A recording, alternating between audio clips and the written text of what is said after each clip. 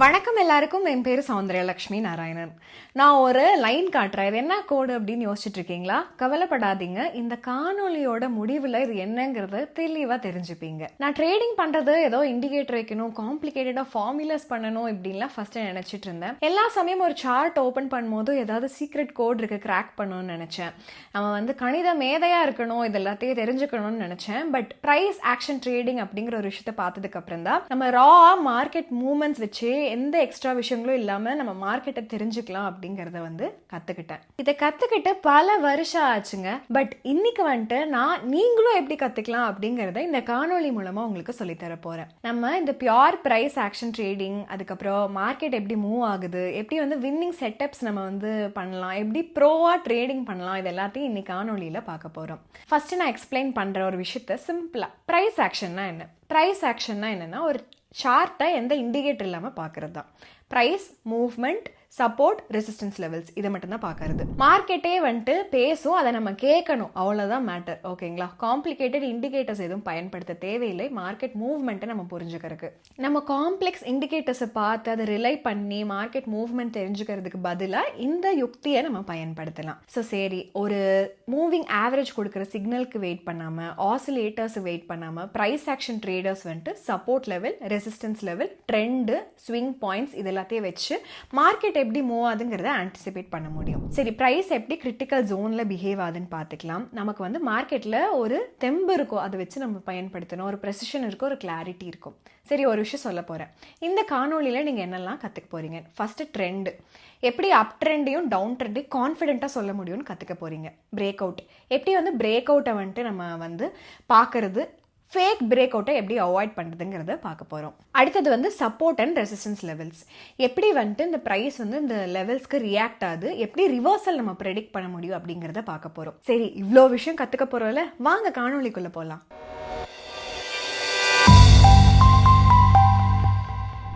Price action ட்ரேடிங்கில் first பார்க்கக்கூடிய aspect trend. So மார்க்கெட்னுடைய trend என்ன அப்படிங்கிறத தெரிஞ்சுக்கணும். சரி, ஏன் இது முக்கியம்னு நீங்கள் கேட்பீங்க. ட்ரெண்ட் ஐடென்டிஃபை பண்ணோம் அப்படின்னா மார்க்கெட் எந்த மாதிரி மூவ் ஆகும், அதை எப்படி ப்ரெடிக்ட் பண்ணலாம் அப்படிங்கிற ஐடியா நமக்கு கிடைக்கும். ஒரு ட்ரெண்டிங் மார்க்கெட்டையும் ஒரு கன்சாலிடேட் ஆகிறது, இல்லை சைட் வேஸ் இல்லைனா ரேஞ்சிங் மார்க்கெட்டையும் புரிந்து கொள்றதுக்கு ரொம்பவே பயனுள்ளதாக இருக்கும். ஒரு மார்க்கெட் அப் ட்ரெண்டாக இருக்கலாம், டவுன் ட்ரெண்டாக இருக்கலாம், இல்லைனா ரேஞ்சிங்காக இருக்கலாம். ஃபஸ்ட்டு அப் ட்ரெண்ட்னா என்ன அப்படின்னு பார்க்கலாம். அப் ட்ரெண்ட் அப்படின்னா என்னன்னு பார்த்தோம்னா, நம்ம price higher high higher low form ஆகிட்டு மார்க்கெட் மேலே போயிட்டே இருக்கும்.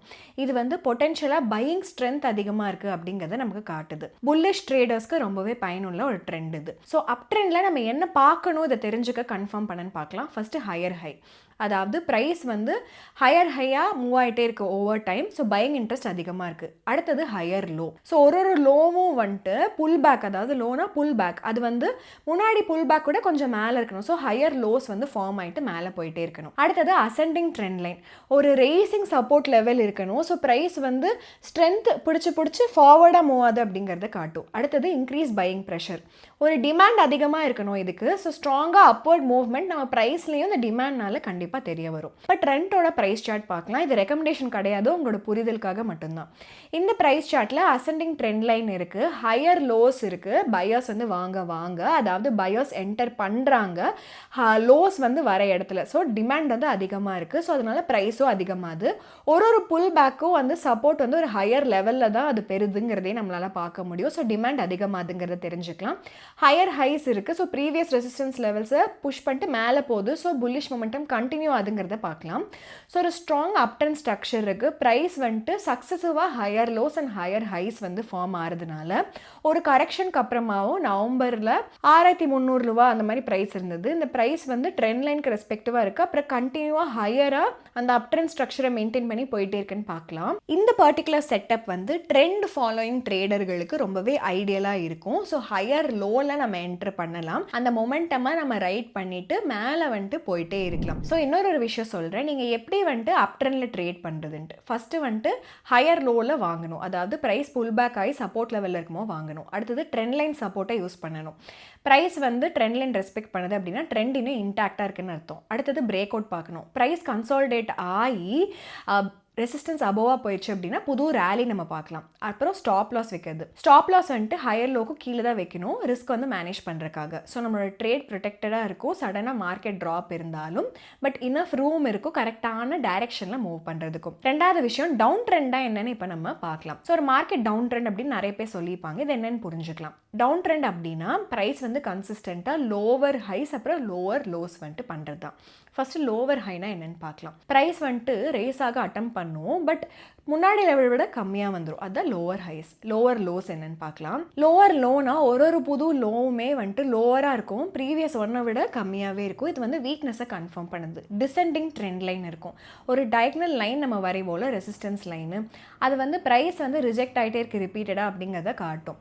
லாஸ்ட்டாக வந்து செல்லிங் ப்ரெஷர் அதிகமாக இருக்கும், ஸோ நிறைய ரெட் கேண்டில் இருக்கும், நிறைய பேரிஷ் மூவ்ஸ் தான் நடக்கும், வால்யூம் ஸ்பைக்ஸ் அதிகமாக இருக்கும் டவுன் டேஸில். சரிங்களா? ஸோ இப்போ நம்ம ப்ரைஸ் மூவ்மெண்ட்ஸ் பார்க்கலாம். என்டிபிசியோடது சரியா, அது எக்ஸாம்பிள் தான், கண்டிப்பாக ரெக்கமெண்டேஷன் கிடையாது, உங்களோட புரிதலுக்காக மட்டும்தான். ஒரு ஸ்ட்ராங் டவுன் ட்ரெண்ட் பார்க்குறோம் அக்டோபர்லேருந்து டிசம்பர் எண்டு வரைக்கும். ப்ரைஸ் வந்து டிசெண்டிங் ட்ரெண்ட் லைன் ஃபாலோ பண்ணுது, லோவர் ஹைஸ் வந்து செல்லர்ஸ் டாமினேட் பண்ணுறாங்கிறத காட்டுது. ஒவ்வொரு டைம் ப்ரைஸ் வந்து ரீசாலாம் அட்டம் பண்ணும்போது ரிஜெக்ட் ஆகி லோவர் பாயிண்ட்டுக்கே வந்துருது முன்னாடியை விட. நம்ம அக்டோபர் மாதம் பார்த்தோம்னா ப்ரைஸ் வந்து 450 ரூபா ரேஞ்சில் இருந்தது, அங்கேருந்து கீழே வந்து லோவர் ஹை வந்துட்டு 410 நவம்பரில் ஃபார்ம் ஆயிருக்கு. இன்னொரு லோவர் ஹை வந்து 370 இருந்திருக்கு டிசம்பரில். இப்போ புது லோவர் லோஸ் வந்துட்டு ஃபார்ம் ஆயிருக்கு, ப்ரைஸ் பிரேக் ஆகுது ப்ரீவியஸ் சப்போர்ட் லெவலில். ஸோ அதனால பேரிஷ் மொமெண்டம் கண்டினியூ ஆகுது அப்படிங்கிறத காட்டுது. இந்த ட்ரெண்ட் ஃபைனலாக பிரேக் ஆயிருக்கு ஏர்லி மார்ச்சில் ஒரு புல்லிஷ் ரிவர்சல்னால ஹையர் ஹைஸ் வந்து ஃபார்ம் ஆக ஆரம்பிச்சிருக்கு. டவுன் ட்ரெண்டில் எப்படி நம்ம ட்ரேட் பண்ணலான்னு பார்க்கலாம். செல் ஆப்பர்ச்சுனிட்டிஸ் பார்க்கணும், லோவர் ஹையில் செல் பண்ணணும். ப்ரைஸ் வந்து ஹையராக போகிறதுக்கு ஸ்ட்ரகிள் ஆகிட்டு இருக்கு அந்த சமயத்தில். இது வந்து சந்தையில் ஒரு வீக்னஸ் இருக்குங்கிறத காட்டுது. ஸோ ஒரு நல்ல ஆப்பர்ச்சுனிட்டி இருக்குது நம்ம இன்னும் ப்ரைஸ் ஃபாலோ ஆக முன்னாடி செல் பண்ணுறதுக்கு. அடுத்தது மூவிங் ஆவரேஜ் பயன்படுத்தணும். ப்ரைஸ் வந்துட்டு 50 or 200 EMA அதாவது எக்ஸ்பெனன்ஷியல் மூவிங் ஆவரேஜ் கீழே இருந்ததுன்னா ட்ரெண்ட் பேரிஷ். அடுத்தது volume confirmation. Strong red candle இருக்கிற சமயத்தில் ஹை வால்யூம் இருந்துச்சு அப்படின்னா பவர்ஃபுல்லாக செல் தான் பண்ணிருக்காங்கிறது தெரியும். அடுத்தது ஃபால்ஸ் ரிவர்சல்ஸ் என்னன்னு பார்க்கணும். சிங்கிள் கிரீன் கேண்டில் வந்துட்டு ட்ரெண்ட் முடிஞ்சது அப்படிங்கிறத வந்து கன்ஃபார்ம் பண்ணுற மாதிரி எடுத்துக்கவே கூடாது. மூன்றாவது நம்ம பார்க்க போகிறது பிரேக் அவுட்னு. ட்ரெண்ட் அனாலிசிஸ் பண்ணியாச்சு, அப் ட்ரெண்ட்னா என்ன, டவுன் ட்ரெண்ட்னா என்ன, ரேஞ்சிங்னா என்னன்ட்டு. இன்னொரு முக்கியமான விஷயத்தை நம்ம பார்க்கணும், அந்த டெர்மினாலஜி தான் பிரேக் அவுட்.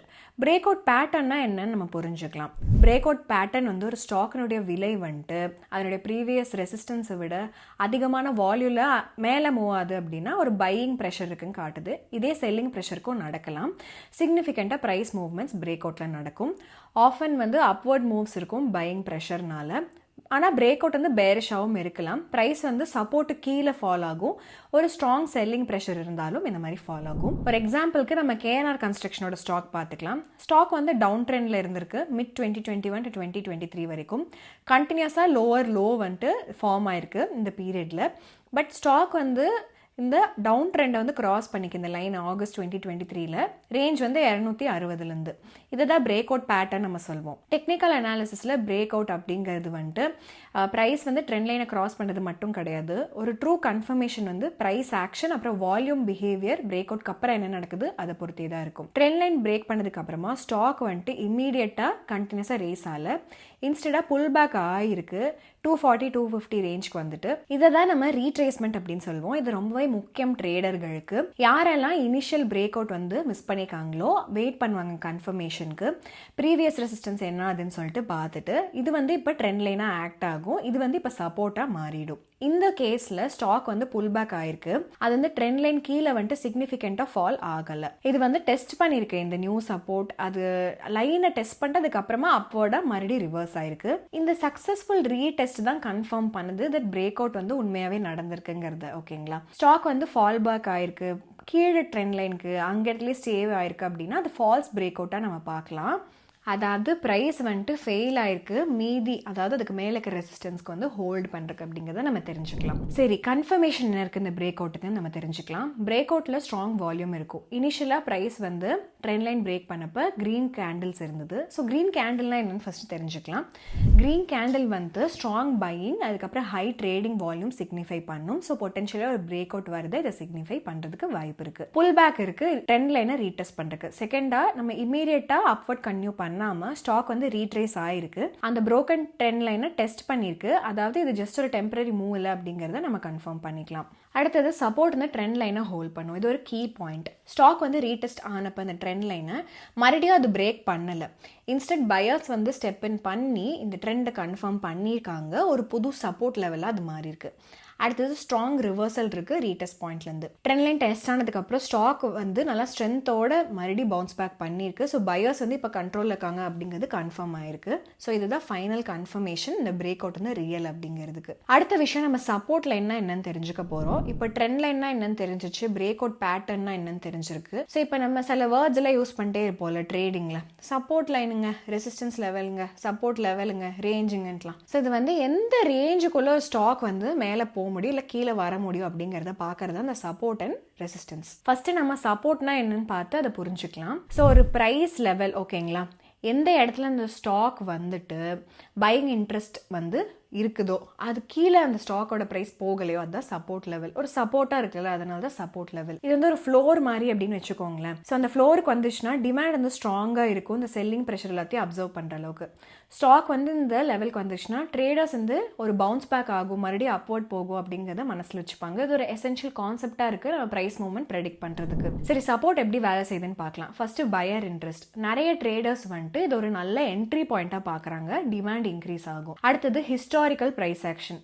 ஸோ ஒரு பங்கு வந்து ரீபவுண்ட் ஆயிருக்கு, மல்டிபிள் டைம்ஸ் ஒரு சப்போர்ட் லெவலுக்கு வந்துருச்சு அப்படின்னா அந்த ட்ரேடர்ஸ் வந்துட்டு இது மறுபடியும் நடக்கும்னு பிலீவ் பண்ணுவாங்க. அடுத்தது இன்ஸ்டிடியூஷனல் பையிங். பெரிய முதலீட்டாளர்கள் ஷேர்ஸ் அக்யூமுலேட் பண்ணி இந்த கீ சப்போர்ட் ஜோன்ல தான் அக்யூமுலேட் பண்ணி வாங்குவாங்க. இது ஒரு சார்ட் வச்சு நம்ம புரிஞ்சுக்கலாம் என்னன்ட்டு. பஜாஜ் ஃபைனான்ஸோட ஸ்டாக் சார்ட் பார்க்கலாம். இது வந்து உங்களுக்கு ரெக்கமெண்டேஷன் கிடையாது. சரி, ஹைலைட் பண்ண பர்பிள் ஜோன் பாருங்க. இது வந்து ஸ்ட்ராங் சப்போர்ட் லெவல் காட்டுது 6400 to 500ல. ஸ்டாக் டெஸ்ட் பண்ணிருக்கு மல்டிபிள் டைம்ஸ் இந்த லெவல்ல, April, June, December 2024. But close ஆகல சிக்னிஃபிகண்டா அது கீழே. சரிங்களா, அதாவது அந்த ஜோனை டச் பண்ணிட்டு அதுக்கப்புறம் பையர்ஸ் உள்ள வந்ததுனால பிரைஸ் மறுபடியும் மேலே தான் போயிருக்கு. ஸோ 6400 to 500 ஸ்ட்ராங் ஜோன், ஒரு ஸ்ட்ராங் டிமாண்ட் ஏரியாக்கிற ஜோனுங்கிறத காட்டுது. இன்ஸ்டிடியூஷனல் முதலீட்டாளர்கள், ட்ரேடர்கள் இவங்க எல்லாரும் ஷேர்ஸ் வந்து இந்த ஜோன்ல அக்யூமுலேட் பண்ணிட்டே இருந்திருக்காங்க.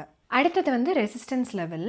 நம்ம சப்போர்ட் அப்படிங்கிறத நல்லா புரிஞ்சுக்கிட்டோம். இப்போ வந்து நம்ம ரெசிஸ்டன்ஸ்னா என்னன்னு புரிஞ்சுக்கலாம். ரெசிஸ்டன்ஸ் ஒரு ப்ரைஸ் லெவல். இந்த ப்ரைஸ் லெவல் ரீச் ஆனோடனே செல்லிங் ப்ரெஷர் வந்து அதிகமாயிரும். ஸோ இன்னும் வந்து ரேஸ் ஆகிறது கம்மி பண்ணும். இது ஒரு சீலிங் மாதிரி நம்ம சொல்லிக்கலாம். சப்ளை வந்து ஸ்ட்ராங் எனஃபாக இருக்குது இந்த அப்வர்ட் மொமெண்டமை வந்து ஹால்ட் பண்ணுற அளவுக்கு. ஒரு ஸ்டாக் வந்து இந்த லெவல் ரீச் ஆனதுக்கப்புறம் ட்ரேடர்ஸ் ஆஃப்னா ஒரு புல் பேக் இல்லைனா ஒரு கன்சால்டேஷன் இதை வந்து எக்ஸ்பெக்ட் பண்ணுவாங்க. அதனால ரெசிஸ்டன்ஸ் ஒரு க்ரூஷியல் கான்செப்டாக இருக்குது ப்ரைஸ் ஆக்ஷன் அனலைஸ் பண்ண. ரிலையன்ஸ் இண்டஸ்ட்ரீஸோட ஸ்டாக் சார்ட் பார்க்கலாம்.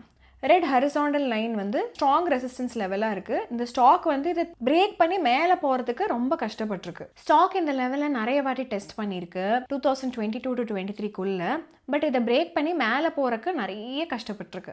ஒவ்வொரு சமயம் அப்ரோச் ஆகும் இந்த லெவல்லையும் செல்லிங் ப்ரெஷர் அதிகமாகி ப்ரைஸ் வந்து கம்மியாகிட்டே வந்திருக்கு. ஸோ ட்ரேடர்ஸாக நீங்கள் வந்துட்டு சில கான்செப்ட்ஸ் எல்லாத்தையும் புரிஞ்சுருக்கீங்க. ப்ரைஸ் ஆக்ஷன்னா என்ன, ட்ரெண்ட் எப்படி ஐடென்டிஃபை பண்ணுறது, பிரேக் அவுட்ஸ் எப்படி மாஸ்டர் பண்ணுறது, சப்போர்ட்னா என்ன, ரெசிஸ்டன்ஸ்னா இது என்ன, இது எல்லாத்தையுமே நமக்கு இப்போ தேவையான கருவிகள் எல்லாத்தையும் எப்படி மார்க்கெட்டை ரீட் பண்ணுறதுக்கு ஒரு ப்ரோ மாதிரின்னு கற்றுக்கிட்டு இருந்திருக்கோம். இண்டிகேட்டர்ஸ் மேலே பெருசாக ரிலை பண்ணாமல்.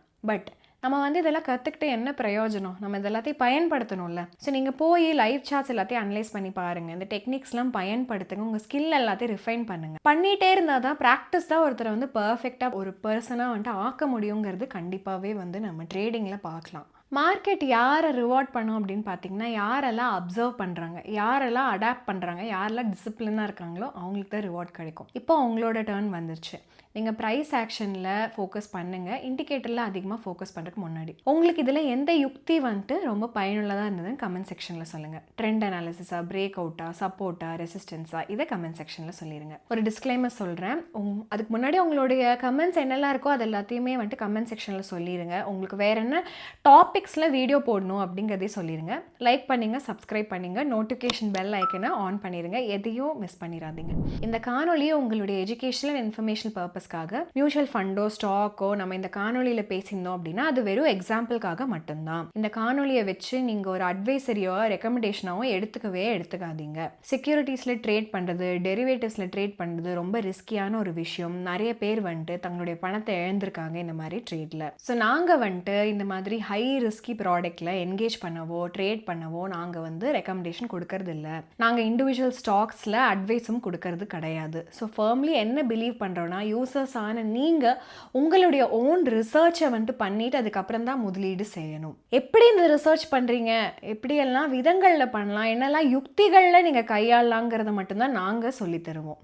சரி, இன்னொரு அருமையான காணொளியில் நம்ம எல்லாரும் சந்திக்கலாம். நன்றி, வணக்கம்.